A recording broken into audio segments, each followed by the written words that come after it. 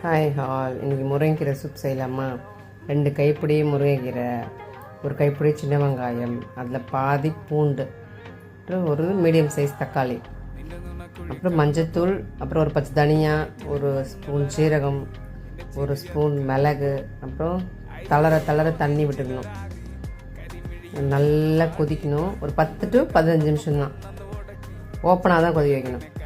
கொதிக்க வச்சுட்டு அது கொஞ்சம் ஆறின பிறகு இது மிக்ஸி ஜாரில் போட்டு அரைக்கணும். அப்போ ரொம்ப தண்ணியாக அரைக்கூடாது, தண்ணி மட்டும் எடுத்துகிட்டு அரைச்சிட்டு அது கூட உப்பு சேர்த்துக்கோங்க. அரைச்சிட்டு ஃபில்டர் பண்ணிடணும்.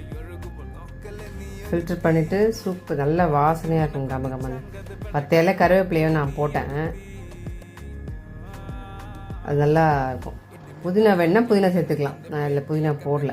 இது பாருங்கள், தனித்தனியாக எடுத்துகிட்டு அரைச்சிட்டு அப்புறம் ஃபில்டர் பண்ணிடணும். ஃபில்டர் பண்ணால் கொஞ்சம் ஈஸியாக பசங்கள்லாம் குடிப்பாங்க. அதுக்காக தான் நல்லதுங்க முருங்கைக்கீரை. ஒரு வாரத்தில் 2 டைம் எடுத்துக்கிட்டா நல்ல பசங்க சுறுசுறுப்பாக இருப்பாங்க. அதுக்காக தான். பாய்.